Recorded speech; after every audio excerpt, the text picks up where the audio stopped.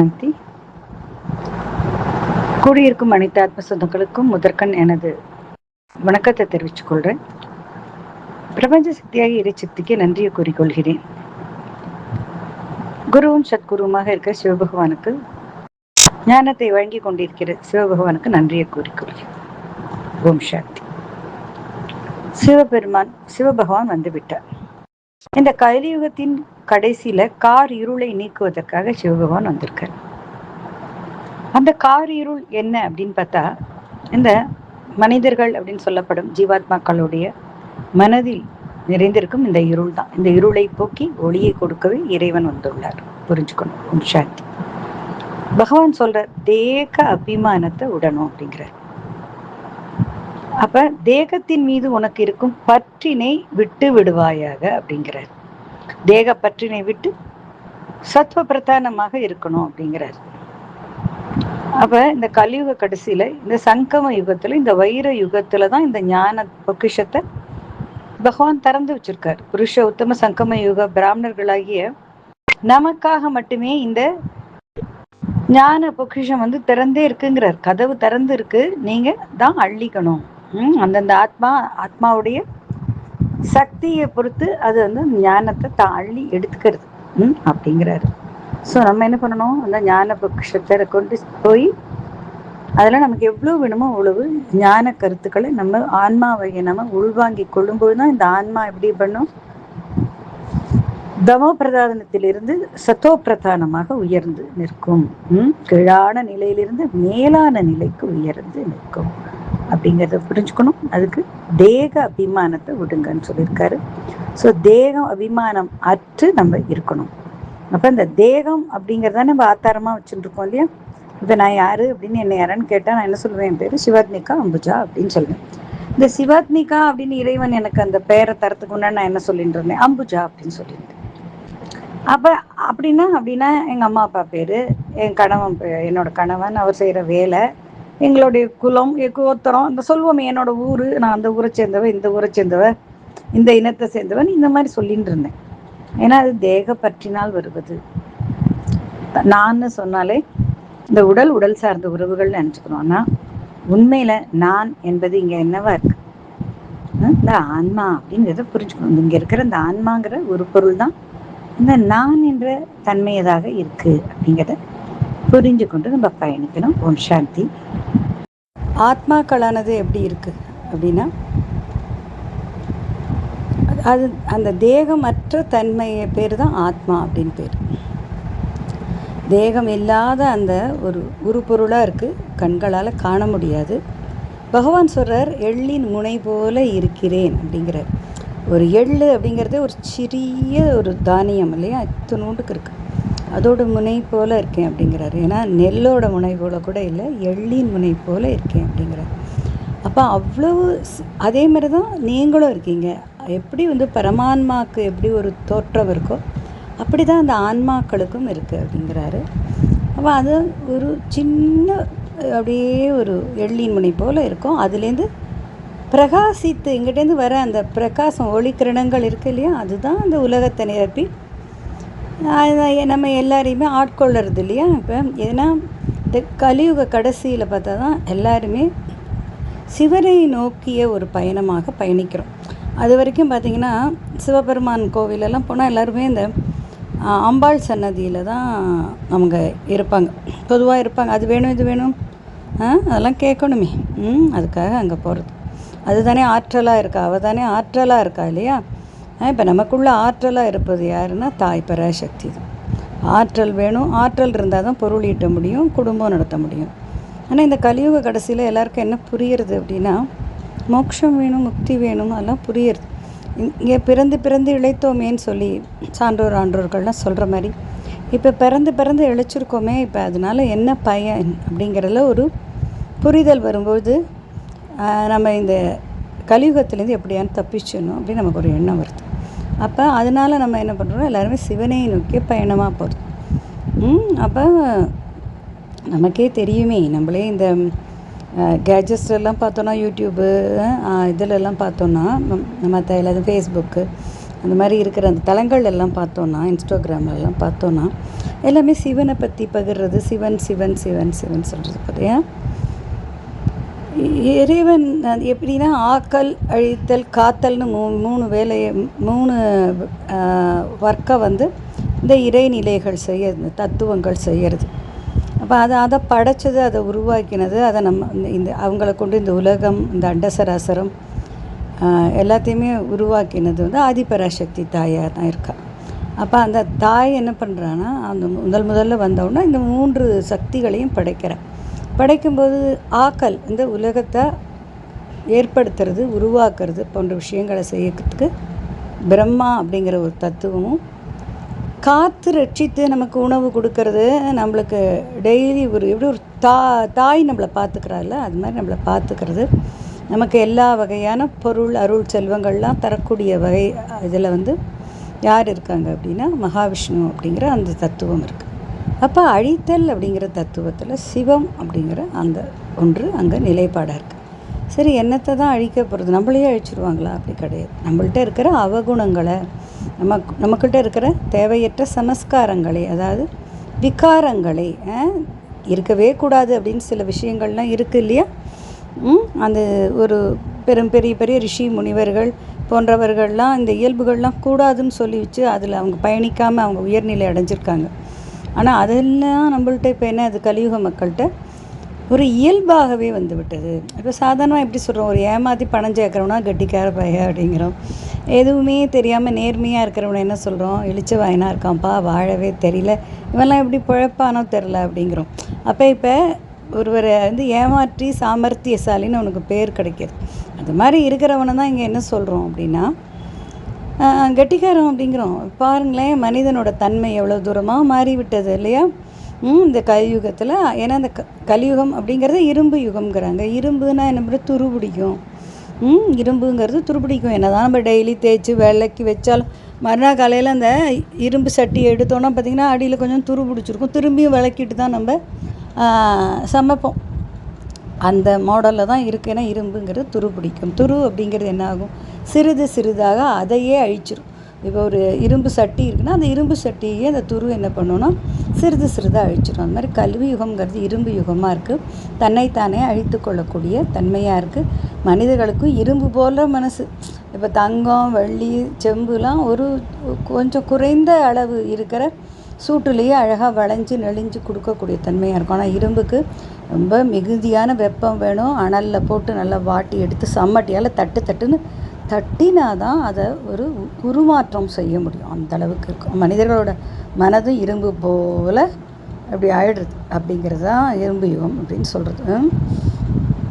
இப்போ தேக அபிமானம் கூடாதுங்கிறாரு. தேக அபிமானம்னா என்ன அப்படின்னா உடலை வெறுத்துறது. அதை தான் தவறாக பிரித்து கொண்டு அந்த காலத்தில் என்ன பண்ணாங்கன்னா அந்த உடலெல்லாம் வெறுத்து சீத்து உடல் அப்படிலாம் சொல்லி காட்டில் போய் இருந்து நல்லா எப்படி முழங்கால் வரைக்கும் தாடி வளர்த்து மேலே சடை போட்டு அப்படியே இருப்பாங்க. உடம்பையே கவனிக்காமே பல ஆயிரக்கணக்கு வருஷங்கள் இருப்பாங்க.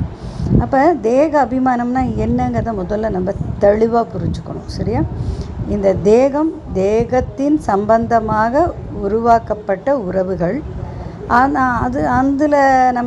அதில் நமக்கு கிடைச்ச உரிமைகள், அதில் நமக்கு கிடைச்ச உடைமைகள் மேலே தான் நமக்கே ஆசை. இப்போ நம்ம தாய், தந்தை, கணவன், மனைவி, மகன், மகள், சகோதர, சகோதரி, காதலன், காதலி, நண்பர்கள் எல்லாமே எப்படின்னா இந்த உடல் சம்மந்தப்பட்டவங்க தான். எப்பயுமே நம்மளுடைய வாழ்க்கை வந்து அவங்கள சுற்றி தான். அதாவது நம்மளுடைய இன் அண்ட் அவுட் எல்லாமே அவங்கள சுற்றி தான் போயின்னு இருக்கு. கவலைப்பட்டாலும் அவங்கள சுற்றி தான் கவலைப்படுறோம். இன்னும் ரொம்ப கொஞ்சம் அண்டை எல்லார் மேலேயும் கொஞ்சம் கவலைப்படுவோம். எல்லாமே இதுதான். அப்போ இந்த பொருட்கள் இப்படி பார்த்தா நம்ம எனக்கு இது வேணும், எனக்கு கட்டில் இருந்தால் தான் கம்ஃபர்ட்டாக இருக்கும், ஏசி இருந்தால் தான் கம்ஃபர்ட்டாக இருக்கும், அப்படி நிறைய வச்சுருக்கோமே. இது இப்படி தான் அப்படின்னு அந்த எல்லாமே உடல் சார்ந்ததாக இருக்குது. இப்போ நம்மளோட வாழ்க்கை காலையில் ஏந்ததுலேருந்து ஆரம்பித்து காஃபி குடிக்கிறோமோ, டீ குடிக்கிறோமோ, இல்லை நான் காஃபி டீலாம் குடிக்க மாட்டேன், நான் லெமன் டீ குடிக்கிறேன், அது மாதிரி ஏதோ ஒரு கஷாயம் குடிக்கிறேன், எதுவாக இருந்தாலும் உடலை சார்ந்து தான் வாழ்க்கை தொடங்கிறது. கடைசியில் நம்ம பெட்டுக்கு போகிற வரைக்கும் உடலை சார்ந்து தான் இந்த வாழ்க்கை துவங்கின இடத்துல போய் அது ஓய்வுக்கும் போகிறது. அப்போ எல்லாமே உடல் சார்ந்த உறவுகள், உடல் சார்ந்த உரிமைகள், அந்த உடல் சார்ந்த உடைமைகள் இதை சார்ந்து தான் வாழறோம். அப்போ உனக்கு உள்ளுக்குள்ளே இருக்கிற அந்த உருப்பொருளான ஆன்மாவை நீ எப்போ சிந்திக்கிறது? அது உனக்கு விசிபிலிட்டியாக இல்லை, கண்ணுக்கு தெரியல, உனக்கு புரியவும் இல்லை. அது ஏதோ ஒரு இடத்துல குத்துறது. இப்போ கண் பார்த்திங்கன்னா ஏதோ கொஞ்சம் மொபைல் பார்த்தோன்னா சுடுன்னு குத்தும். கண்ணுன்னு ஒன்று இருக்குது அப்படின்னு நம்ம புரிஞ்சுக்கிறோம். அதேமாதிரி ஒரு தேவையற்ற ஒரு வாசனைகள் வரும்போது தும்முறோம். ஒவ்வாத தன்மையினால் தும்மும்போது மூக்குன்னு ஒன்று இருக்குதுன்னு புரிஞ்சுக்கிறோம். இந்த மாதிரி அது நான் இருக்கேன் அப்படின்னு உனக்கு உணர்த்துறது கிடையாது, அமைதியாகவே இருக்குது. ஆனால் அது உனக்கு உணர்த்தும். எப்போ உணர்த்தும்னா நீ அதை புரிஞ்சு கொண்டு உன்னுடைய நோக்கத்தை, அதன் கவனத்தை அது மேலே நீ வைக்கும்பொழுது அதுவும் உன்னோட உறவாடும். அப்படி அது புரிஞ்சுக்கணும் நீங்கள். அது வரைக்கும் நீங்கள் அந்த உலகாய விஷயத்தில் போயிட்டே இருந்தீங்கன்னா போகட்டும் அப்படின்னு விட்டுருவாங்க. ஏன்னா அந்த ஆன்மாக்கும் உனக்குமான அந்த உறவை ஏற்படுத்தி தர வேண்டியதே உடம்பில் இருக்கிற அந்த சக்தி எனப்படும் தாய் தான். அவள் தான் உனக்கு அதை ஏற்படுத்தி தரணும். நீ உலகத்தை நோக்கி உழைச்சிக்கிண்டு பணம் சேர்த்துக்கிண்டு வம்பளந்துன்னு இருக்கும்போது அவள் அதுக்கு உனக்கு என்னென்ன ஹெல்ப் பண்ணணுமோ, ஏன்னா ஒரு உயிர் வந்து உலகத்துக்கு வந்துருச்சு அப்படின்னா அதுக்கு என்னென்ன ஹெல்ப் பண்ணணுமோ அத்தனையும் உயிர் சக்தியாகிய தாய் தான் செய்கிறான். அவள் தான் செஞ்சு தரான். அவள் செஞ்சு தரலைன்னா நம்ம எப்படி இருப்போம்னா பெட்ரிடனாக கிடக்கிறது தான், அப்படியே கடந்துன்றோம். அப்படியே பெட்ரிடனாக கடந்தாலும் நம்மளுடைய உள்ளுக்குள்ளே இருக்கிற உறுப்புகளை இயக்கிறது, அத்தனை அந்த ஹார்ட்டு, கிட்னி, பெருங்குடல், சிறுகுடல், மூளை போன்ற எல்லாத்தையுமே இயக்கணுமே. டே டு டே எல்லாம் ரத்த ஓட்டம், மூச்சு ஓட்டம் எல்லாமே அவள் தான் பார்க்குறான். அது வந்து அவளுக்கு வந்து அவளே செய்வா ஆட்டோமேட்டிக்காக இந்த உடல் சார்ந்த அத்தனை சக்தி. ஆனால் ஆன்மாவை நீ நோக்கினா தான் உனக்கும் அதுக்குமான உறவை மேம்படுத்தி தர முடியும். அப்படி தான் இந்த இறைச்சட்டம் இருக்குது. அதை நீ கண்டுக்காமல் இருந்தேன்னா அவளும் அதை பற்றி குழந்தை அதை பற்றி ஆசைப்படலைன்னு அவள் இருந்துருவாள். அப்போ ஏன்னா முதல்ல வந்து உடலை வளர்த்து கொடுக்கறது, இந்த உடலுக்கான சக்தியை தரதில் தான் இருந்தால், அதுக்கப்புறம் உன் ஆசைகளை நிறைவேற்றுறதில் இருந்தால். இப்போ உன்னோட ஆசையால் அந்த ஆசை அப்படிங்கிறதுல ஒன்றா என்ன இருக்கணும்னா இறைவனை அடையிறது, இந்த இறைவனை உணர்வது, இறைவனை காண்பது. இது இறைவன் காடுங்கிறாங்க, சுப்ரீம் சோல்ங்கிறாங்க. அதெல்லாம் என்னையா ஏதோ கதை கட்டி விடுறாங்களே, அதெல்லாம் என்ன விஷயம் அப்படிங்கிறதுல உன் கவனம் திரும்பும்பொழுது அதுக்கும் உனக்குமான உறவை ஏற்படுத்தி தரும்போது அது நான் இருக்கேன்னு உனக்கு உணர்த்தும். அப்போ அதுக்கு உள்முகமாக பயணப்படணும் நம்ம இல்லையா. உள்ளுக்குள்ளே அது என்ன, அது எங்கே இருக்குதுன்னு சொல்லி நம்ம கவனத்துக்குள்ளால் அப்படி தேடணும். ஒரு பொருளை வீட்டில் எங்கேயோ வச்சுட்டோன்னா ஏன் புலம்பிகிட்டே இருக்க, பேசாமல் ஒரு இடத்துல உட்காந்து யோஜனை பண்ணு, எங்கே இருக்குன்னு புரியும் அப்படின்னு சொல்லுவாங்க. அப்போ போய் நம்ம ஒரு இடத்துல போய் உட்காந்துக்கிட்டு அப்புறம் இங்கே பீரோ கிட்டே போனோம், அது அங்கே போனோம், அங்கே வச்சுருப்போமா, இங்கே வச்சு அப்படி சொல்லிச்சு எங்கே வச்சுருக்கோம் அப்படிங்கிறத நம்மளால் அந்த தெளிவாக புரிஞ்சுக்கும். இல்லை காஃபி சாப்பிடுச்சு இடது கையில் வச்சுருந்தோம்ல, அப்போ அந்த காஃபி கப் பக்கத்தில் வச்சோமே ஒரு இடத்துல அங்கே இருக்கா அப்படின்னு சொல்லி பார்ப்போம். அது மாதிரி அந்த ஆன்மானா என்ன அப்படிங்கிறத நீ உனக்குள்ளேயே தேடி உனக்குள்ளேயே நீ யோசிச்சாதான் உன்னால் அதை உணர முடியும். ஆன்மா அப்படிங்கிறதுக்கும் பரமான்மாக்குங்கிறதுக்கு அது ரெண்டுக்கும் தான் ஒன்றுள் ஒன்றாக ஒரு தொடர்பு இருக்குது. எப்படி சிம் கார்டுக்கும் செல்ஃபோன் டவருக்கும் ஒரு தொடர்பு இருக்குது இல்லையா. அப்போ சிம் கார்டான அந்த ஆன்மாவை வந்து நீ என்ன பண்ணணும், சார்ஜ் பண்ணணும். அந்த சார்ஜ் பண்ணும்போது தான் அது செல்ஃபோன் டவரான அந்த பரமான்மா அப்படிங்கிறத அந்த பேருணர்வை உனக்கு புரிய வைக்கும். ஏன்னா அதை எப்படி பார்க்குறது, அதை எப்படி காண்றது, அதுனா என்ன, அது என்னன்னு சொல்லுங்கள், இதுதான் அது, இட்ஸ் அ கண்டென்ட், அதுனா என்ன, அது என்ன, அது நீர்த்துவ பொருளா, அது நெருப்பு பொருளா, அது காற்று பொருளா அப்படின்னு சொல்கிறதுக்கு அது வந்து இட்ஸ் நாட் அ சப்ஸ்டன்ஸ். அது ஒரு பொருள் கிடையாது, அது ஒரு தன்மை. புரியுறதா? அந்த தன்மை தான் அது. அப்போ சொல்லலாம், நான் ஐ லவ் யூ அப்படின்னு நான் ஒருத்தட்ட சொல்கிறேன் அப்படின்னா அந்த லவ்ங்கிறத எடுத்து காட்டு அப்படின்னா எப்படி காட்ட முடியும்? அதை எப்படி நான் காட்ட முடியும்? அதை உனக்கு புரிய வைக்கிறதுக்கு அவங்களுக்கு நான் பிடிச்சது வாங்கி தரலாம், கையை பிடிச்சிட்டு பேசலாம், ஒரு ஹக் பண்ணிக்கலாம், ஒரு கிஸ் பண்ணலாம், அதெல்லாம் தான் பண்ண முடியும். ஆனால் அந்த லவ்ங்கிறத எப்படி காட்ட முடியும்? அதுமாதிரி ஆன்மா அப்படிங்கிறதையும் காட்ட முடியாது. ஆனால் அதை நம்ம உணர முடியும். அது நம்மளை ஹக் பண்ணுறத, அந்த இறைவன் நம்மளை ஹக் பண்ணுறத, அவன் நம்மளை கிஸ் பண்ணுறத, அவன் நம்மளை மகிழ்வு விடுறத, நம்மளோட உறவு கொள்வதெல்லாம் நம்ம உணர முடியும். அதுக்கு நீ ஃபைன் டியூன் பண்ணணும். ஃபைன் டியூனிங் நீ ஃபைன் டியூனிங் பண்ணிக்கணும். எப்படி ஒரு நம்ம எஃப்எம் ரேடியோ பார்த்திங்கன்னா சும்மா 0.5 ஒன்று இருக்கும், 0.10 ஒன்று இருக்குங்கிற மாதிரி அப்படியே ஒரு மைன்யூட் விஷயத்தில் 2 ஸ்டேஷன் இருக்கும். அப்போ அந்த ஃபைன் டியூன் பண்ணாதான் அதை நம்ம கேட்க முடியும் அப்படின்னு இருக்குது. அதே மாதிரி மாடலில் நீ ஒன்று ஃபைன் டியூன் பண்ணிக்கணும். இது வரைக்கும் நீ படித்தது, இது வரைக்கும் நீ கேட்டது அதெல்லாம் ஒரு பக்கம் இருக்கட்டும்னு ஓரமாக விட்டுட்டு, அப்போ அந்த எனக்குள்ளே இருக்கிற அந்த ஆன்மா அப்படிங்கிறத நான் பார்க்கணுங்கிறத சங்கல்பம் வச்சு பார்க்கணும். Means not in visual. அதை நான் புரிஞ்சுக்கணும், அதை நான் தெரிஞ்சுக்கணும், உணரணும் சங்கல்பம் வச்சுக்கொண்டு உள்முகமாகவே காத்திருக்கும்பொழுது அது உன்னுடைய அழகாக உறவு கொள்ளும். அது எப்படி தான் இருக்கும்னு சொல்ல முடியாது இல்லையா? அதுக்கு அவங்களே சொல்லியிருப்பாங்க சான்றோர்களே. தாயிட்ட பார்த்து எப்படிம்மா நீனும் அப்பாவும் சந்தோஷமாக இருந்தீங்க, அதை கொஞ்சம் சொல்லுங்கள், அந்த சந்தோஷத்தை எனக்கு எடுத்து சொல்லுங்கன்னா எப்படி சொல்ல முடியாதோ? ஏன்னா அது அவங்களுக்குள்ளே நடந்த ஒரு நிகழ்வு, நமக்குள்ளே நடக்கிறது.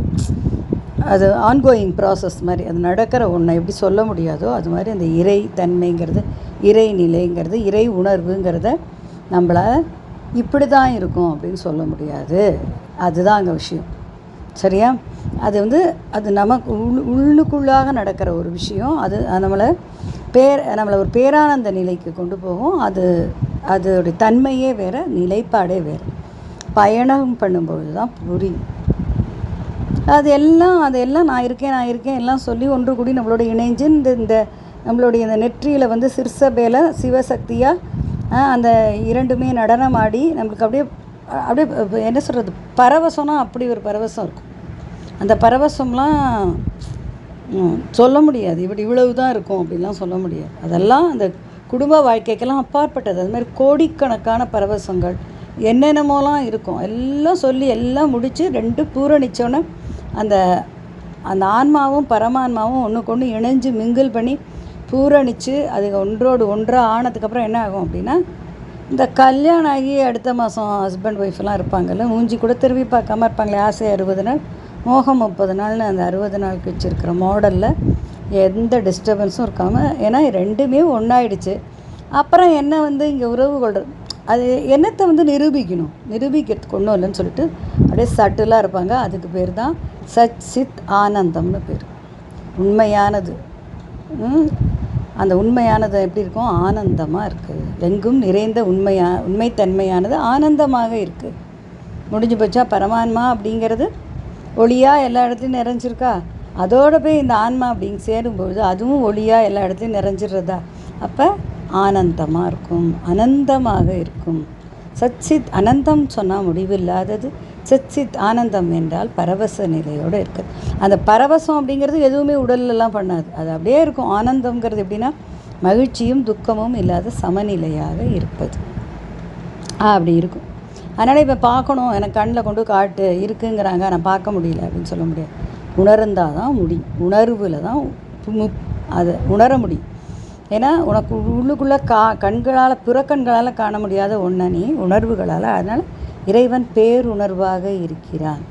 எவன் ஒருவன் பேரன்பாக இருக்கிறானோ அவனே பேருணர்வாகவும் இருக்கிறான், அவனே பேர் ஒளியாகவும் இருக்கிறான், அவனே பெருங்கருணையாகவும் இருக்கிறான். இதெல்லாம் நம்ம தான் புரிஞ்சுக்கணும். கருணை உள்ள இடத்துல கருணை உள்ள அது கருணை உள்ள மனதில் தெய்வம் இருக்கிறான் அப்படின்னு பாட்டு இருக்கும். அது மாதிரி இந்த கருணை நிரம்பி இருக்கிறவங்கள்ட்ட வரான் அவனே நான் ஆன்மாவை தேடாட்டி கூட அவன் கருணையாகவே இருந்து எதையுமே தேடாத, எதுவுமே தேவையில்லை, நான் என்னோடய எல்லாத்தையும் ரத்தம் சதை எலும்பு எல்லாத்தையுமே எல்லாருக்குமே கொடுக்குறேன் அப்படின்னு ஒருத்தன் கருணையாக தனக்கு என்று எதுவுமே இல்லாமல் இருக்கும்போது என்ன பண்ணுறான்னா அந்த கருணையாக ஆட்கொள்கிறான், நான் இருக்கேங்கிறத. அப்போ அவங்களுக்கு உணர்த்தலாம். இப்போ இதுக்கெல்லாம் இது நம்ம அவனை தெரிஞ்சுக்கணும் அப்படின்னா நம்ம ஒன்றும் பேரன்பாக இருக்கணும். நம்மள்ட்ட ஒரு அன்பு நிறைந்த தன்மை இருக்கணும், அன்னை தெரசா மாதிரி இருக்கணும். அதில் பெருங்கருணையாக இருக்கணும். இல்லைன்னா நம்ம அந்த பேரொழியெல்லாம் ஒளியையே சிந்திச்சா தான் பேரொழியெல்லாம் பார்க்க முடியும். பேருணர்வாக இருக்க முடியும். மனிதனுக்கு தான் அந்த உணர்வு கொடுத்துருக்கு. எங்கே அமெரிக்காவில் இருக்கிற பிள்ளைய இங்கேருந்தே பார்க்க முடியும், பேரம்பேத்தியெல்லாம் நினச்சி பார்க்க முடியும். இன்னும் உங்களை ஞாபகமாகவே இந்த காலையிலேருந்து உன் ஃபோன் வந்துச்சுன்னு சொல்ல முடியும். எப்படி சொல்கிறோம்? உணர்வுகளால் சொல்கிறோம். ஸோ உணர்வு நிலைகள் மனிதனுக்கு கொடுக்கப்பட்டிருக்கு 6ஆம் அறிவில். அந்த உணர்வை வச்சு பேருணர்வான இறைவனை அடைய முடியும். இது எல்லாமே ரொம்ப எளிதான விஷயந்தான். நம்பிக்கையும் வைராகியம் உறுதி தெரிஞ்சுருவேன் அடைஞ்சிருவேன், நான் உணர்ந்துருவேன் அப்படின்னு சொல்லி பயணிச்சுட்டே இருக்கும். கொஞ்சம் கூட வருத்தமோ கோபமோ அதுவுமே படாமல் இந்த நிகழ்வானது நடந்தே தீரும், அதுக்காக தான் நான் பிறந்திருக்கேன் அப்படிங்கிற ஒரு உண்மையை புரிஞ்சுட்டு. ஏன்னா நம்ம என்ன நினைக்கிறோம், நான் சொத்து சுகம் வாங்கிறதுக்கும் பிள்ளைக்குட்டியை படிக்க வைக்கிறதுக்கும் ஃபாரின் போகிறதுக்கும் டூர் போகிறதுக்கும் ஃபாரின்லேயே போய் செட்டில் ஆகிறதுக்கும் தான் பிறந்திருக்கோம் அப்படின்னு நம்ம தப்பாக புரிஞ்சுட்ருக்கோம். ஆனால் நம்ம பிறந்திருக்கிறது அதுக்காக கிடையாது. நம்ம பிறந்திருக்கிறது நம்மை உணர்ந்து கொள்ளவும், நம்ம போய் இறைவனை நமக்குள்ளே இருக்கிற அந்த இறை துளியை தெரிஞ்சுக்கிறதுக்கும் அந்த இறைவனோட இணையறதுக்கும் தான் நம்ம பிறந்திருக்கோம். ஆனால் நம்ம அதை தான் நினைக்கிறதே இல்லையே, நமக்கு அதை பற்றி பிரச்சனை இதுவே இல்லை இல்லையா. அதுக்கு பகவான் என்ன சொல்கிறேன்னா, தேக அபிமானத்தை விட்டுடு அப்படிங்கிறார். ஸோ யார் ஒருவன் உடல் சம்மந்தப்பட்ட உடைமை, அது மேலே இருக்கிற உரிமை, அதிலெல்லாம் நாட்டம் கொள்ளாமல், இந்த உடல் அப்படிங்கிறது எப்படி நம்ம வீட்டில் நமக்கு இருக்கிற 2 வீலர் மாதிரி 4 வீலர் மாதிரி அதை நம்ம மெயின்டைன் பண்ணணும். ஏன்னா நம்ம அதில் அமர்ந்து கொண்டு பயணிக்கிறோம் இல்லையா. இப்போ நம்ம பயணம் செய்கிற ஒரு வாகனத்தை அழகாக மெயின்டைன் பண்ணணும், அதுக்கு நல்லது கெட்டது பார்க்கணும், பட்டி ஃபிங்கரிங்லாம் பார்க்கணும், அதெல்லாம் பண்ணி தான் ஆகணும். அதுக்கு பெட்ரோல் போடணும், அது எல்லாமே நம்ம செய்யணும். ஆனால் அது நம்ம இல்லைங்கிறத நம்ம புரிஞ்சுக்கணும். சரியா, நம்ம அதற்குள் அமர்ந்து கொண்டிருக்கோம் அப்படிங்கிறத புரிஞ்சுக்கணும். அப்போ அந்த புரிதல் இருந்தால், நான் இந்த உடலுக்குள் அமர்ந்திருக்கேன், இந்த உடலை இயக்கி கொண்டிருக்கிறேன், இந்த உடலை என் கட்டுப்பாட்டில் வச்சுருப்பேன். உடலோட கட்டுப்பாட்டில் நம்ம இருக்கக்கூடாது. உடலை நம்ம கட்டுப்பாட்டில் 4 அடி செருப்பால் 4 அடி கொடுத்தாலும் அதை நம்ம கட்டுப்பாட்டில் நம்ம வச்சுக்கணும். இந்த மாதிரி நீ சொல்கிறதெல்லாம் நான் கேட்க மாட்டேன், நான் சொல்கிறத நீ கேளு அப்படின்னு சொல்லணும். ஏன்னா நம்ம எப்படி ஸ்டியரிங்கை ஹேண்டில் பண்ணுறோமோ அப்படி தானே கார் ஓடணும் இல்லையா. இல்லை நம்மளோட 2 வீலரும் அப்படி தானே ஓடியாகணும். அப்போ நம்ம கண்ட்ரோலில் தானே அது இருக்கணும். அது கண்ட்ரோலில் நம்ம இருந்தால் என்ன ஆகும், ஆக்சிடெண்ட் ஆகிடும் இல்லையா, நமக்கு தானே அடிபட்டுடும். அதுமாதிரி இந்த உடலோட கண்ட்ரோலில் நம்ம போயிட்டோம்னா நம்ம என்ன ஆகிடுவோம் அப்படின்னா, தண்ணிலையெல்லாம் நம்ம ஆக்சிடெண்ட் ஆகி ஆன்ம உணர்வே இல்லாமல் கண்ணாப்பினான்னு வாழ்ந்துட்டு ஏதோ போய் சேர்ந்துடும். அதனால் தேக அபிமானத்தை விடணும் அப்படிங்கிறது புரிஞ்சுக்கணும். ஆன்மா, என்னை சார்ந்த அனைத்து உறவினரும் ஆன்மா, என் விரோதி கூட ஒரு ஆன்மா தான். எனக்கு யார் மேலே ரொம்ப வெறுப்போ அவங்களும் ஆன்மா தான். ஸோ ஆன்மாக்கள் அனைவரும் பரமான்மாவோட குழந்தைகள். அப்போ பரமான்மாவோட குழந்தை மேலே நமக்கு எதுக்கு துவேஷம் இல்லையா, அது மேலே எதுக்கு நமக்கு வெறுப்பு, அதன் மேலே நமக்கு என்னத்துக்கு விருப்பு. ஸோ எல்லாத்தையும் ஒன்று போல் நேசிக்கக்கூடிய பாங்கில் நம்ம வரணும். இறைவன் சொல்கிறாரு, நீ தான் master Brahma, master Vishnu, master Sivam அப்படிங்கிறார்.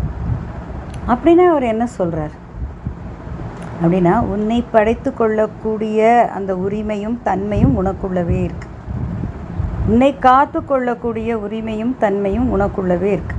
உங்களிடம் இருக்க தீமையை அழித்து கொள்ள வேண்டிய அந்த தன்மையான சிவமும் உங்கள்கிட்ட இருக்குது. அந்த சிவன் அப்படிங்கிறவர் என்னத்தை அழிக்கிறார்னா, இந்த உலகத்தில் இருக்கிற அனைத்து பாவங்களையெல்லாம் பஸ்பமாக்குறார். கோவிலில் போனால் நமக்கு விபூதி தரான் இல்லையா, பாவங்களை பஸ்பமாக்கக்கூடிய தன்மை ஏற்றவர், அதுக்கான தத்துவம் அவர்.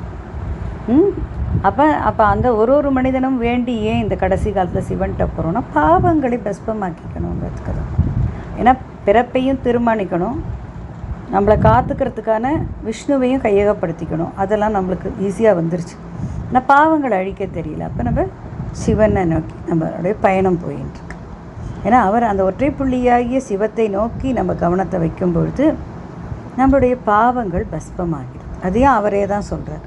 நீ என்னை சிவா சிவா என்று 1008 முறை சொல்ல வேண்டாம், எனக்காக உருள வேண்டாம், பரள வேண்டாம், நெருப்பில் விழ வேண்டாம், தீ மிதிக்க வேண்டாம், பட்னி கிடக்க வேண்டாம், எதுவுமே செய்ய வேண்டாம். ஒற்றை புள்ளியாக என்ன நீ நினச்சனா உன்னுடைய பாவங்கள் பஸ்வமாகிறது. அப்போ ஆன்மா என்ன ஆகும், விழிப்புணர்வு பெற்றுரும். ஆன்மா விழிப்புணர்வு பெற்றால் அதுக்கே தான் வந்த வேலை என்ன செய்யணும், நம்ம எப்படி நம்ம உடலையும் ஆன்மாவையும் எப்படி நம்ம பார்த்துக்கணும் அப்படிங்கிற அந்த நிலைப்பாடும் ஆன்மாவுக்கு சுயமாகவே ஏற்பட்டுடும். இதுதான் அங்கே விஷயமா இருக்குது. அதை நம்ம தான் புரிதலில் தான் அதை நம்ம புரிஞ்சுக்க முடியும். சரியா? ஓம் சாந்தி. அப்போ பிரம்மாவா எப்படி இருக்க, என்னத்தை தான் படைச்சிடும் அந்த ஆன்மா அப்படின்னு நம்ம யோசிக்கலாம். இப்போ மனம் போல் வாழ்வு அப்படின்னு சொல்லியிருக்காங்க. எண்ணம் தான் வண்ணம் தருங்கிறாங்க. இப்போ நீ என்ன நினைக்கிறாயோ அதுதான் உனக்கு அடுத்த பிறவிக்கான உன்னுடைய அக்கௌண்ட்டில் அது சேவ் ஆகிறது இல்லையா? நம்ம சொல்கிற சொல் செயல் எண்ணம் சேவ் ஆகுது இல்லையா? அப்போ அந்த எண்ணம் நான் வந்து இதுவாக ஆகணும், நான் இதுவாக ஆக போகிறேன், நான் இப்படி இருக்கணும் அப்படிங்கிற எண்ணத்தை நீ தான் உனக்குள்ளே விதைச்சிக்கணும். நீ என்ன விதைக்கிறாயோ அதை அறுவடை பயிர்கிறாய் அப்படிங்கிறத புரிஞ்சுக்கணும். அப்போ நம்ம இந்த கேஜெட்ஸ் மேலே இருக்கிற ஆசை, இந்த உலகத்தில் இருக்கிற ஆசை, அந்த பப்புக்கு போகிறது, சினிமாவுக்கு போகிறது போன்ற ஊர் சுற்றுறது, நிறையா வாங்கி குவிக்கிறோமே, ஷாப்பிங் போகிறேன் அப்படின்னு போகிறோம் இல்லையா? அப்போ அது எல்லாத்தையுமே நம்ம விட்டு நம்ம எங்கே வரணும் அப்படின்னா நம்மளை படைத்து கொள்ளணும். நான் அடுத்த ஜென்மத்தில் தூய்மையான சத்வகுணம் இருந்த, சத்வகுணம்னா தீய குணங்கள் அற்ற நல்ல நல்ல குணங்கள் உடையன்னு அர்த்தம். ஒரு நல்ல குணம் உடையவங்களாக வரணும் அப்படிங்கிறதுல நம்ம நிச்சய புத்தி வச்சுட்டு, நம்ம உறுதி வச்சுக்கொண்டு, வைராக்கியம் வச்சுட்டு செயல்படணும். அதை நீ தானே செய்யணும். அப்போ நீனே உன்னை உருவாக்கி கொள்ளக்கூடிய பிரம்மாவாக இருக்க. அப்போ நான் வந்து அடாவடித்தனம் பண்ணிக்கிண்டு, கந்து வட்டி வாங்கிண்டு, எல்லா இடத்துலையும் போய் மார்க்கெட்லலாம் போய் பிரச்சனை பண்ணிக்கிண்டு அப்படிலாம் இருந்தேன்னா எனக்கு என்ன அடுத்த ஜென்மத்தில் கிடைக்கிறது? ரொம்ப கேவலமான ஒரு பிறவி தான் கிடைக்கிது. நான் என்னத்தை என் மனசுக்குள்ளே விதைச்சிக்கிறேன்? நான் வந்து அடாவடித்தனம் பண்ணணும், எல்லாட்டேருந்து பணம் இது பண்ணணும், மிரட்டி பணம் வாங்கணும், இதெல்லாம் நான் ரவுடித்தனம் பண்ணுவேன் அப்படின்னா நீ ரவுடியாக தான் பிறப்ப அடுத்த ஜென்மத்தில். நீ எதை விரும்புகிறாயோ அதை உனக்கு தரக்கூடிய அந்த ஒரு நிலைப்பாட்டில் எது இருக்குது? பிரபஞ்சம் இருக்குது. அப்போ நீ என்னத்தை விரும்பணுங்கிறத யார் தீர்மானிச்சுக்கணும்? நீ தான் தீர்மானிக்கணும். அப்போ உன் படைப்பை உருவாக்கக்கூடிய பிரம்மாவாக நீயே இருக்கிறாய். அப்போ அதை உன்னை எப்படி நீ காத்துப்ப? ஐயோ தப்பாக எண்ணம் வருதே, தப்பாக செயல் வருதே, சரி பண்ணிக்கணும் அப்படின்னா உன் அறிவாகிய விஷ்ணுவை கொண்டு அதை வச்சு நான் என்ன செய்யணும், எது செய்யணும், எனக்கு என்ன வேணும், இதுனா வரைக்கும் தப்போ ரைட்டோ நான் ஒரு வாழ்க்கை வாழ்ந்துட்டேன், இனிமையான எந்த ஒரு தவறான பாதையிலையும் போகாமல் நான் என்னை சரி பண்ணிக்கணும் அப்படிங்கிறதுக்கு உன் அறிவாகிய விஷ்ணுவை கொண்டு உன்னை நீ காத்து கொள்ள வேண்டும்.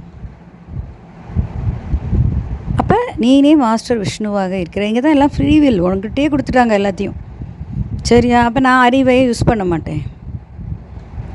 நான் மட்டுக்க சும்மா மனம் போன போக்கில் வாழ்வேன். நான் எப்படி வேணால் இருந்துப்பேன். ஆனால் நான் உயர்ந்த இடத்துல இருக்கணும், சத்தியோகத்துக்கு வரணும்னா வர முடியாது, நோ சான்ஸ். ஸோ அறிவை கொண்டு விழிப்புணர்வை நீ தூண்டி விட்டு நீ என்ன பண்ணணும்?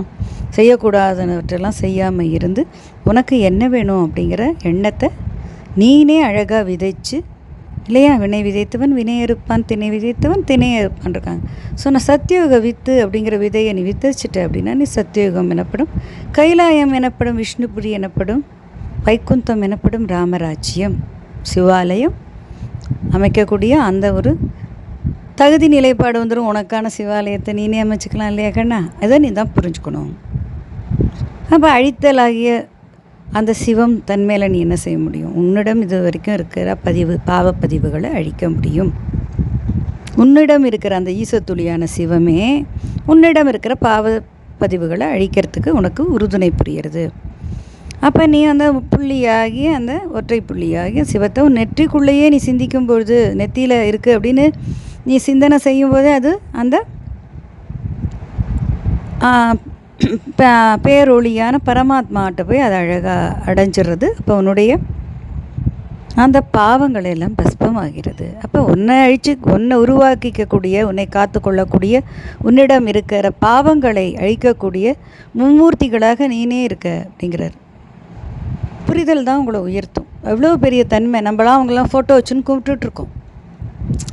நீ ஃபோட்டோ வச்சுன்னு விஷ்ணு ஃபோட்டோ வச்சுன்னு கும்பிட்றீங்க, சிவன் ஃபோட்டோ வச்சுன்னு அர்ச்சனை பண்ணிகிட்ருக்கீங்க. கரெக்டு தான், ரொம்ப சந்தோஷம்தான். அதை எப்படி பயன்படுத்துவீங்க? ஆயுத பூஜை இன்றைக்கி தானே ஆயுதங்களெல்லாம் பூஜையில் வைக்கணும், மற்ற நாள்லாம் பயன்படுத்தணும்ல. அப்போ ஆயுதம், உங்களுக்கு ஆயுதமாக இருக்கிற அந்த மும்மூர்த்திகளை நீங்கள் பூஜை செஞ்சுட்டே இருந்தால் எப்போ பயன்படுத்தினா தானே நீங்கள் முக்தி, ஜீவன் முக்தி, சத்கதி அடைய முடியும். ஃபோட்டோவில் வச்சுக்கிட்டே கும்பிட்டுட்டே இருந்தால் மும்மூர்த்தி ஃபோட்டோ வச்சுன்னு விழுந்து கும்பிட்டு ஸ்லோகம் சொல்லிக்கிட்டு பாயசம் வடையெல்லாம் செஞ்சு அதுக்கு கொடுத்து சுண்டல் எல்லாம் வச்சு பூ பழமெல்லாம் வச்சு கும்பிட்டுட்டே இருந்தீங்கன்னு வச்சுக்கோங்க. வெளியில் விளக்கேற்றி வச்சு கும்பிட்டுட்டே இருந்தால் உன்னோட உள்ளே இருக்கிற ஒளியை யார் என்ஹான்ஸ் பண்ணுறது, யார் அதை ஏற்றுறது, உனக்குள்ளே இருக்கிற மும்மூர்த்திகளை யார் விழிப்படை செய்கிறது? அதெல்லாம் நீ தான் செஞ்சாகணும். ஏன்னா உனக்குன்னு கொடுத்தாச்சே. இப்போ உனக்குன்னு ஒரு கார் பொம்மை கொடுத்தா அதை நீ தானே விளையாடணும். நான் விளையாட முடியாது, நான் வாங்கி இந்தானே உன்கிட்ட கொடுத்துட்றேன், நான் நீ தானே வச்சு விளையாடணும். அப்போ இறைவன் உனக்காகவே அந்த மும்மூர்த்திகளுடைய மினியேச்சர் மாஸ்டர் மும்மூர்த்திகளை கொடுத்துருக்காரு. அப்போ அதை நீ தானே வச்சு யூஸ் பண்ணணும். நான் எதையுமே யூஸ் பண்ண மாட்டேன், சும்மா இருப்பேன். ஆனால் எனக்கு உயர்ந்த பதவி கிடைக்கணும், நான் அப்படியே சத்தியோகம் போகணும், நான் கைலாயம் போயிடணும், வைகுண்டம் போயிடணும். ஏன்னா நான் ராமராமன்னு சொல்கிறேன், சிவசிவான்னு சொல்கிறேன், பூஜை பண்ணுறேன்னா எப்படி? How it is possible? உங்கள்கிட்ட இருக்கிறத நீ தானே உபயோகப்படுத்தணும், வேறு யார் உபயோகப்படுத்துவாங்க? அப்போ அந்த புரிதல் உங்களுக்கு தான் வேணும், அதை நீங்கள் தான் பண்ணணும். அப்போ அப்படி நீ உனக்குள்ளே இருக்கிற மும்மூர்த்திகளை நீ அதை அழகாக என்ஹான்ஸ் பண்ணி அதை நல்லா யூட்டிலைஸ் பண்ணி நீ உன்னுடைய பிறப்பை நீனே உருவாக்கிக்கலாம். அப்போ தொப்புள் கொடி இருக்கு இல்லையா, விஷ்ணுவோட தொப்புள் கொடியிலேருந்து என்ன வருது? ஒரு தாமரைப்பூ வருது. அந்த தாமரைப்பூவில் பிரம்மா உட்காந்துருக்காரு, படம் இருக்குது, சிம்பிளைஸ். அப்போ அறிவு எனப்படும் விஷ்ணுவிடமிருந்து அந்த தூய அறிவு அப்படிங்கிற அந்த தாமரை மலர்ந்து அதுக்குள்ளே பிரம்மா இருக்கார். உன்னை படைக்கிற படைப்பு இருக்குது. அப்போ நீ அந்த உன்னோட அறிவை கொண்டு விழிப்புணர்வை கொண்டு அழகாக மலர்ந்து நிற்கும்போது உன்னோட படைப்பு உனக்கே கிடைக்கிறது. அப்படியே அதே நீ ரிவர்ஸில் பண்ணால் ரிவர்ஸ்லேயும் கிடைக்கிறது. புரியுறதா? சேற்றில் தான் செந்தாமரம் முளைக்கும். அப்போ கலியுகத்தில் தான் இந்த அழகிய அந்த பேரறிவு அப்படிங்கிற அந்த ஒரு தாமரை மலரும். அந்த பேரறிவாக இறைவன் இருக்கான், அதுக்குள்ளே தான் அந்த படைப்போட ரகசியம் இருக்குது. அப்போ அந்த படைப்புக்குள்ளே தான் அங்கே தான் அந்த படைப்பு இருக்குது. அந்த படைப்பு தான் உனக்கு பிரம்மாவாக இருக்குது. புரிதல் தான் உயர்த்தும். அது ஒன்றொன்றையும் புரிஞ்சுக்கணும். அப்போ நீ தானே அதெல்லாம் செய்யணும். படம் போட்டு வச்சுட்டு போயிடுறாங்க, யார் செய்யறது? மறந்து போயிடக்கூடாதுன்னு சித்திரமாக அந்த எழுத்துக்கள்லாம் கண்டுபிடிக்கிறதுக்கு முன்னாடி இந்த ஓசைகளில் சொல்லிட்டு போனாங்க வேதங்களில். அது சரியாக கடத்தப்படுமா அப்படிங்கிறதுக்கு பதிலாக ஒரு படங்கள்லாம் அமைச்சு வச்சுருக்காங்க. அம்மா தான் இதெல்லாம் புரிஞ்சுக்கணும். அத்தனை தெய்வங்களோட படமும் எப்படி இருக்கும்? பார்த்திங்கன்னா எல்லாம் ஒரு தாமரைப்பூவில் உட்காந்துருப்பாங்க. அவங்கவுங்க என்னடா தாமரைப்பூவில் உட்காந்துருக்காங்களே அப்படின்னா, சேற்றில் தான் செந்தாமரை முளைக்கும், அதுதான் தெய்வமாகும். அப்போ சேரு போன்ற இருக்கிற இந்த கலியுகத்தில் தான் இந்த தெய்வங்கள்லாம் உருவாகிறது. இப்போ நீங்கள் செய்கிற புருஷோத்தம சங்கம யுகத்தில் நீங்கள் செய்கிற இந்த யோகம் இருக்கு இல்லையா, இந்த ஒற்றை புள்ளியே சிந்திக்கிறீங்க இல்லையா, அந்த தன்மை தான் உங்களை தெய்வமாக உயர்த்துறது. அது யார் 24/7 அந்த புள்ளியாகிய இறைவனோட கனெக்டிவிட்டி வச்சுக்கிறாங்களோ, புள்ளி கான்செப்ட் வச்சுக்கிறாங்களோ, அவங்க தான் என்ன ஆகிறாங்க? அந்த தேவி தேவதா உலகத்தில் தெய்வங்களாக வராங்க. அப்படி கொஞ்சம் கொஞ்சம் தான் இருக்கும், கம்ப்ளீட்டாக நான் எதுவும் செய்யலை, அப்படி முன்ன பின்ன இருக்கேன் அப்படிங்கிற பிரஜைகளாக வருவீங்க. ஏன்னா 33 பேர் தேர்ந்தெடுக்கப்படுறாங்க, ஆத்மாக்கள் தூய்மை அடையணும் அப்படிங்கிறது. அதுக்காக தான் இறைவன் இறங்கி இந்த ஞான பொக்கிஷத்தை திறந்து வச்சுருக்கார். எல்லாரும் ஜாதி மொழி இன வேறுபாடு இல்லாமல் அத்தனை பேர், மதம் எந்த வேறுபாடும் கிடையாது, அத்தனை பேருமே இங்கே இதை கற்றுக்கொள்ளலாம், இதை புரிஞ்சுக்கலாம், தெரிஞ்சுக்கலாங்கிறார். எதை? ஞான யோகத்தை எப்படி செயல்படுத்தணும் அப்படிங்கிறது தெரிஞ்சுக்கணும் அப்படிங்கிறது தான். ஏன்னா ஞானமும் யோகமும் தான் நம்மளோட 2 கண்ணாக வச்சுக்கணும். இந்த இறைவனை உணர்தல், இறைவனை அடைதல், அதுக்கான வழிமுறை, இது 2 தான் 2 கண். அப்போ அந்த ஒரு கண் இருந்தால் போருமா, 2 கண்ணு வேணும் இல்லையா? அப்போ அந்த 2 கண்ணையுமே, கண்கள் மட்டும் 2 கொடுத்துருக்காங்க இல்லையா, 2 தேவைன்னு தான். அப்போ அந்த 2 கண்களாக ஞானத்தையும் யோகத்தையும் கொண்டு நம்ம பயணிக்கும்போது தான் அந்த இறை அப்படிங்கிறத உணர முடியும். முதல்ல உணருவோம், அப்புறம் அறிந்து கொள்வோம், புரிந்து கொள்வோம், பயணிப்போம். முயற்சி செஞ்சு கொண்டே இருந்தீங்கன்னா அதை நீங்கள் கண்டுகொள்ள முடியும். இன்னும் முயற்சி செஞ்சிங்கன்னா இணைந்து கொள்ள முடியும். எல்லாமே எப்படி ஒரே பிரிவிலே ஃப்ராக்ஷன் ஆஃப் செகண்ட்லேயே நடந்துடாது. நிறைய அதுக்கு நம்ம செய்யணும், நிறைய விஷயங்களை நம்ம துறக்கணும். உலகாய ஆசையை முதல்ல துறக்கணும். இந்த உலகத்தை சுற்றி பார்க்கணும், அங்கே போகணும், இங்கே போகணும், அங்கே போகணும், அதை பார்க்கணும், இதை பார்க்கணும், விடு. எங்கே பார்த்தாலும் எங்கு தேடியும் ரங்கனை சேரு அப்படிம்பாங்க. நீ எங்கே போய் அலமோதினாலும் கடைசியில் நீ எங்கே போய் சேரணும்? அந்த பரந்தாமனை பரமாத்மாவை தான் சேர்ந்தாகும். அதுதான் உனக்கு டெஸ்டினி, அதுதான், வேறு வழியே கிடையாது. அப்போ இந்த எல்லா ஆசையும் மூட்டை கட்டி வச்சுட்டு ஒரே ஆசையில் இருக்கணும். அந்த ஒன்று, ஒன்றை தவிர ஒன்றுமே கிடையாது. அந்த ஏகம், அந்த ஒன்றே அனைத்துமாக இருக்குது அப்படிங்கிறதுலேயும் நமக்கு ஒரு புரிதல் இருக்கணும். அந்த ஒன்றை தவிர வேறு ஒன்று இல்லை அப்படிங்கிறதுலையும் நமக்கு ஒரு புரிதல் இருக்கணும். அந்த ஒன்று மட்டுமே அப்படிங்கிறதுலையும் ஒரு புரிதல் இருக்கும். எப்படி ஒரு 10th எக்ஸாம்னா அப்படியே அதுலேயே இது பண்ணி படிக்கிறோம். அப்புறம் 12th எக்ஸாம்னா கட் ஆஃப் வேறு வரணுமே, அதுக்காக எப்படி படிக்கிறாங்க? வேறு எதுலேயுமே நாட்டம் இல்லாமல் அப்படியே அந்த ஜனவரி வந்துருச்சுன்னா வீட்டில் எல்லா வீட்லேயும் கேபிள் எல்லாத்தையும் கட் பண்ணிட்டாங்கன்னா அவங்க அப்படியே படிப்பு படிப்பு படிப்பு படிப்பு படிப்பு படிப்புன்னு இருப்பாங்க. அப்போ அந்த கட் ஆஃப் மார்க் அவங்களுக்கு கரெக்டாக வந்தால் தானே அவங்க அடுத்தடுத்து அவங்க கோர்ஸை செலக்ட் பண்ணி அவங்க லைஃப்பை அவங்க செட்டில் பண்ணிக்க முடியுங்கிறதுல அவங்களுக்கு ஒரு புரிதல் இருக்குது. எந்த குழந்தைகளுக்கு இருக்குது? சும்மா டீனேஜ் குழந்தைகளுக்கே இருக்குது. இப்போ நம்மளுக்கெல்லாம் எவ்வளோ புரிதல் இருக்கணும், எவ்வளவு வாழ்க்கையில் எவ்வளோ அடிப்பட்டு உதப்பட்டுங்கிற மாதிரி இந்த உலகத்தில் அத்தனை பட்டு வாழ்ந்து வந்திருக்கோம். கசக்கி புழிஞ்சு வச்சுருக்காங்க. ஆனாலும் நமக்கு இன்னும் நம்ம சென்று அடைய வேண்டிய இடத்துக்கு அடையணும் அப்படின்னா குதிரைக்கு கடிவாளம் போட்ட மாதிரி 2 பக்கமும் எதையுமே பார்க்காம அந்த ஒன்று அந்த ஒன்றை தவிர ஒன்றும் இல்லை, அந்த ஒன்று அந்த ஒன்றை தவிர ஒன்றும் இல்லை, அந்த ஒன்று அந்த ஒன்றை தவிர ஒன்றும் இல்லைன்னு சொல்லிட்டு அந்த புள்ளி கான்செப்ட் வச்சு வச்சு வச்சு வச்சு வச்சு வச்சு வச்சு நம்ம பயணிக்கும்போது பார்த்திங்கன்னா ரொம்ப ஈஸியாக கையகப்படுத்தி கொள்ளலாம். அவன் வந்து அப்படியே வந்து நான் இருக்கேன் அப்படிமா, அப்படியே நான் இருக்கேன், என்னை கண்டுக்காமையே இருக்கியே, நீ தூங்கிட்டே இருக்கியே பாரு என்ன அப்படிமா. அவன் மட்டுமா வருவான்? அத்தனை தேவி தேவதைகள் மாதிரி அப்படியே மேலே கொண்டு அப்படியே நம்ம மேலே அப்படியே மின்காந்த அலை அப்படியே மழை கொட்டும். நான் வெறுமை படுத்துட்டு தான் இருந்தேன், ஒரு நாள் படுத்துன்னு இருந்தேன், நானே கவனித்தேன் என்ன நடக்குது. படுத்துன்னு தான் மின்காந்த அலைகள் ரீச் ஆச்சு. எனக்கு உட்காந்தா தானே ரீச் ஆகும், அப்படி தானே எல்லோரும் சொல்லிட்டு போயிருக்காங்க. ரீச் ஆச்சு. சரி ரீச்சு தான் ஆகுது, என்ன தான் நடக்கிறது அப்படின்னு பார்ப்பேன். அந்த கவனம் மட்டும்தான் என்னை உயர்த்திருக்கு இது வரைக்கும். 1.5 மணி நேரம் கண்டினியூவஸாக எனக்குள்ள அந்த மின்காந்த அலைகள் அப்படியே நான் தலாணி போட்டு படுத்துட்டுருக்கேன். பொய்யே சொல்லலை, பெட்டில் படுத்துட்டுருக்கேன். மத்தியான வேலை அழகாக வந்து அந்த 1.5 மணி நேரம் வந்து அந்த 2:30 3 அந்த மாதிரியான டைம் ஆஃப்டர் ஃபுட்டு அப்படியே வந்து இறங்குறது. 1.5 மணி நேரம் இறங்குறது. அப்படியே கோடிக்கணக்கான இன்பம் வரும், அப்படியே வந்து இறங்கும் பரவசம். அவன் தனியாக கூட வரதில்லை, அத்தனை 33 கோடி பேரையும் கூட்டின்னு வரான் மாதிரி அப்படியே கொட்டுன்னு கொட்டி அப்படியே வரும். அப்படியே அது பரவி அப்படி வந்து அப்படியே வந்து இறங்கி பரவும். நம்ம தோள்பட்டை கிள்பட்டை எல்லாத்துலேயும் பரவும். அப்படியே நம்மளை தூய்மை செய்கிறது. இந்த உடலை அப்படியே கார்னர் அப்படி தூய்மை செய்வாங்க, அப்படியே வருது. இது எல்லாமே நடக்கும். ஆனால் நீ அது அப்படி ஒன்று இருக்குங்கிறத நீ ஒத்துக்கணும். சந்தேகமே இருக்கக்கூடாது உனக்கு. அந்த ஒரு ஒற்றை புள்ளியாக இறைவன் இருக்கான், அவனே நமக்குள்ளே ஒற்றை புள்ளியாக ஈசத்துள்ளியாக இருக்கான், ஆன்மாவாக இருக்கான். நம்ம சிவபகவானோட குழந்தையாக இந்த நெற்றிக்குள்ளே அமர்ந்து கொண்டு இருக்கிறோம் அப்படிங்கிறதுல நம்ம வச்சிங்கன்னா நான் சொல்லும்போது என்னால் இவ்வளோ தான் சொல்ல முடியும். ஏன்னா எனக்கு நான் பட்ட அனுபவத்தை என்னால் எக்ஸ்ப்ரெஸ் பண்ண முடியல. அப்படியே வைப்ரேட்டிங் மோடுலேயே இருப்போம், எப்பயுமே வைப்ரேட்டிங் மோடாகவே இருக்கும்.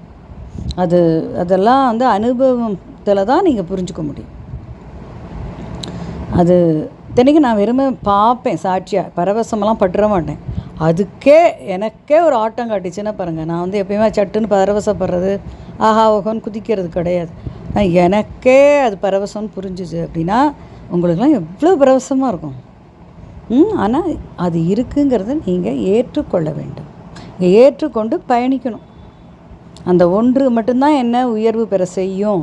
இந்த ஒற்றை புள்ளியை தான் நாங்கள் எருக்க பிடிச்சிக்கணும், அது மட்டுமே என்னை காக்கும் அப்படின்னு நம்ம புரிஞ்சுக்கணும். இந்த பூலோகத்தில் இந்த கலியுகத்தோட இருள்லேருந்து உங்களை காக்கக்கூடிய ஒன்று இருக்குது அப்படின்னா அந்த ஒற்றை புள்ளியாகிய சிவம் அப்படிங்கிற தத்துவம் தான். அப்போ தான் இங்கேருந்து நம்ம போக முடியும். அப்போ இந்த மும்மூர்த்திகளையும் அவ்வளோ அழகாக பயன்படுத்திக்கணும். நீங்கள் தான் உணர்ந்துக்கணும். இந்த மும்மூர்த்திகளையும் உங்களுக்கு கொடுத்தாச்சு, மினியேச்சராக குட்டி குட்டியாக உங்களுக்குள்ளே வச்சாச்சு. ஸோ அதை வச்சு தான் நீங்கள் உங்களுடைய எதிர்காலத்தை உருவாக்கிக்கணும். நீங்கள் என்னவாக போகிறீங்க? சத்தியயுகத்தோடைய வித்துக்கள் ஆக போகிறீங்களா, இல்லை இந்த கலியுக மனிதர்களாக ஆக போகிறீங்களாங்கிறத நீங்கள் தான் டிசைட் பண்ணணும். அதுதான் உங்களுக்கு ஒரு உயர்வை தரும். அதை ஒன்று அழகாக அவங்க வந்து நமக்கு அந்த இதை பண்ணி கொடுத்துருக்காங்க. அது நமக்கு எல்லாமே இறைவன் கொடுத்து, அவர் எப்படி இந்த அண்டசராசரத்தையும் அகில உலகத்தையும் எப்படி காக்கிறாரோ அது மாதிரி ஒன்றை காக்கிறதுக்கும் உனக்குள்ளேயும் ஒரு மினியேச்சராக வந்து அமர்ந்து கொண்டிருக்காங்க.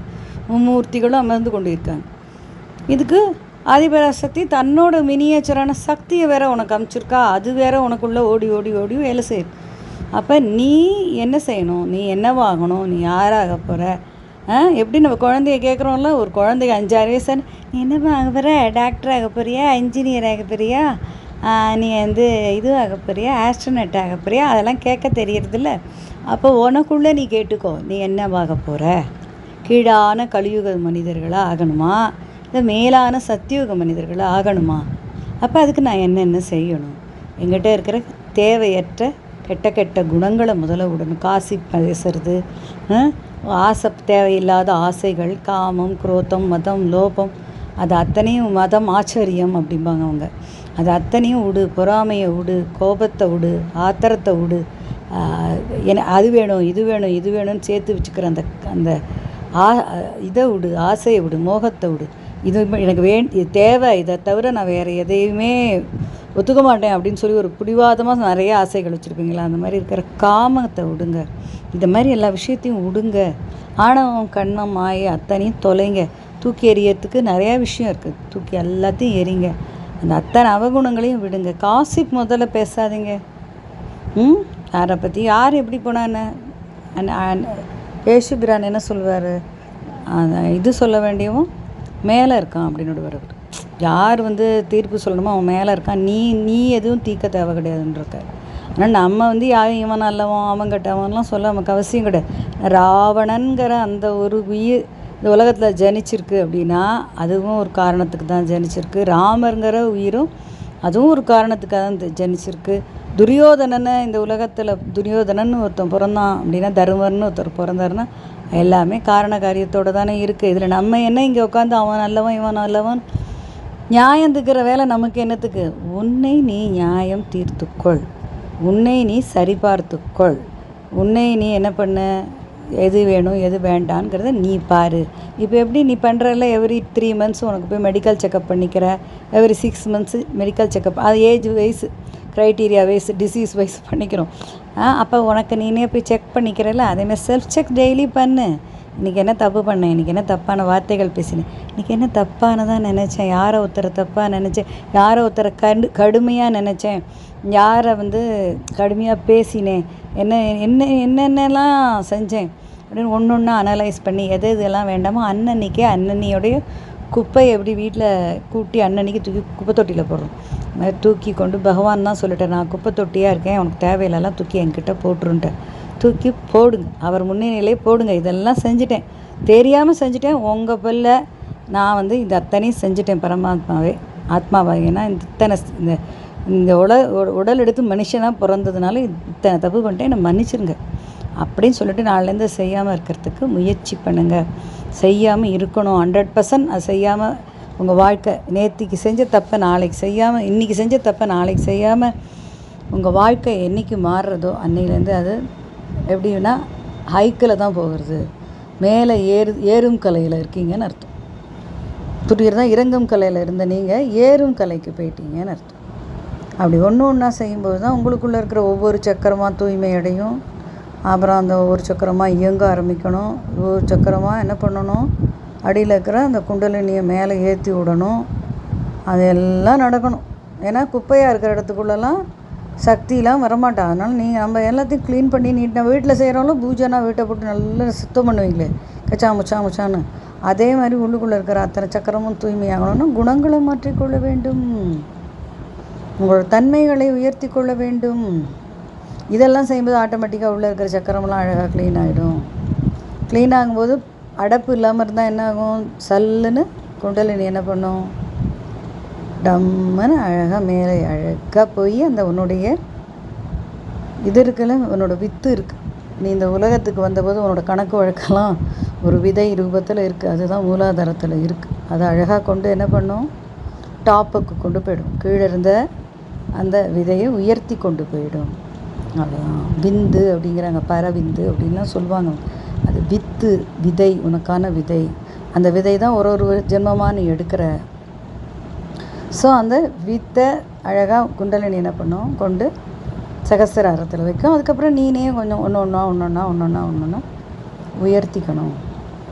உயர்த்தி நீனே பிறவியில்லா பெருநிலைக்கு கூட போகலாம். ஏன்னா என்னோடது அப்படியே கிளம்பி போய் இந்த பரலோகம் அப்படின்ற மேலே ஒன்று ஏதோ இருக்குது, அப்படியே போயிட்டே இருக்குது, அங்கே போயிட்டே இருந்து திரும்பி வரல, அப்படியே போயிடுச்சு. அது அதோட வேலையை முடிச்சிருச்சு. அதுக்கு பிறப்பு கிடையாதுனால அது தூக்கி எறியப்பட்டது, விண்ணுலகத்தை நோக்கி தூக்கி எறியப்பட்டுருச்சு. ஸோ இது இப்படி தான் நம்மளுடைய பயணம் இருக்கணும், புரிஞ்சுக்கணும். அவகுணங்களை விட்டு சுபகுணங்களை சேர்த்துக்கொள்ளணும். யோகம் அப்படிங்கிறது சதா 24/7 இறைவன் நினைவிலே இருக்கணும். இறைவன் அந்த புள்ளி, அந்த பரமாத்மாவோட குழந்தைக, அத்தனை ஜீவாத்மாவும் அவரோட குழந்தைக. அப்போ எப்படி 24 மணி நேரமும் இருக்கிறதுனா, நம்ம புருஷன் கொண்டாடி பார்த்தா ஆஹா பரமாத்மா குழந்தை, ஆஹா சிவபகவான் குழந்தை. நம்ம பெத்த பிள்ளைங்களை பார்த்தா சிவபகவான் குழந்தை, சகோதர சிவபகவான் குழந்தை, மாமியார் மாமனார் அம்மா அப்பா எல்லாருமே சிவபகவான் குழந்தைன்னு பார்க்கும்போது அந்த பகவானை சிந்திக்கிறோம் இல்லையா? அனைத்து உயிர்களையும் ஒன்று போல நேசிக்கக்கூடிய பக்குவம் இருக்கணும். எல்லாமே குட்டியாக இருக்கிற அத்தனையுமே கெமாக்சின் போடுறதை விட்டுட்டு மஞ்சப்பொடி போடணும் கற்றுக்கணும். எறும்பு அழிக்க வேண்டாம், கெமாக்சின் போட வேண்டாம், மஞ்சப்பொடி போடணும். அது விலகி போயிடும். தண்ணிக்குள்ளே வச்சோன்னா ஒரு சாப்பாடை எறும்பு வந்து சாப்பிடாது. அப்படி ஒரு உயிரையும் அந்த படைப்போடைய ரகசியம் தெரிஞ்சிருச்சு. அவன் தான் ஒன்று இந்த படைப்பு வந்து ஒன்றொன்றாக வந்து அப்படியே தன்னை உயர்த்தி கொண்டு இப்போ மனிதனாகவே இருக்குது. அதாவது மனிதனே மனிதனாக பிறந்த பிறப்பும் இருக்குது, தெய்வமே மனித பிறப்பாக பிறந்ததும் இருக்குது, விலங்குகள் மனித பிறப்பாக பிறந்ததும் இருக்குது. அப்போ இது ஒன்று தன்னை மாற்றி கொண்டு வந்து விலங்கு வரைக்கும் வந்துட்டு அந்த விலங்கு மனிதனாக மாறக்கூடிய அந்த பக்குவமும் இருக்குது.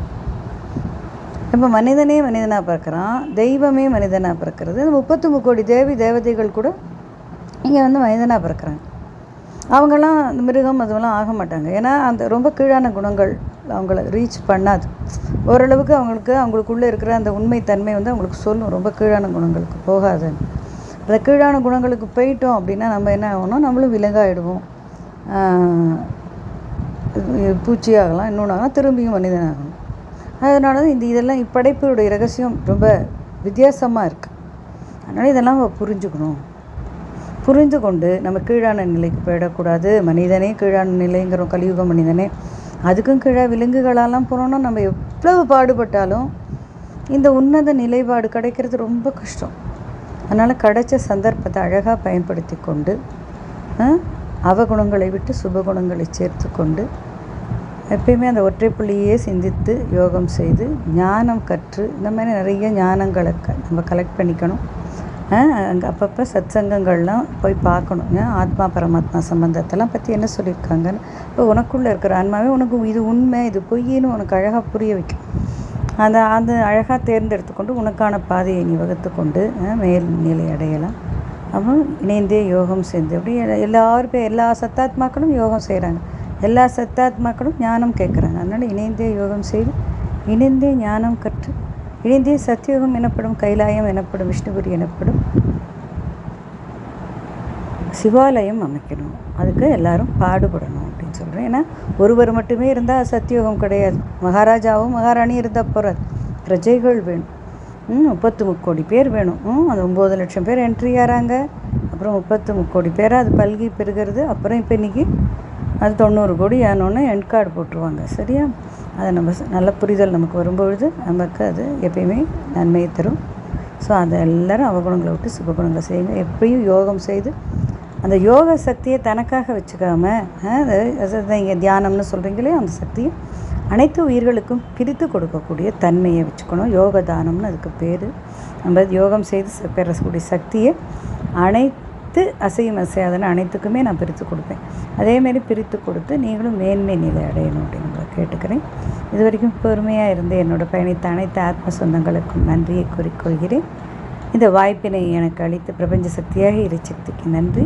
குருவும் சத்குருவான சிவபகவானுக்கும் நன்றியை கூறிக்கொள்கிறேன்.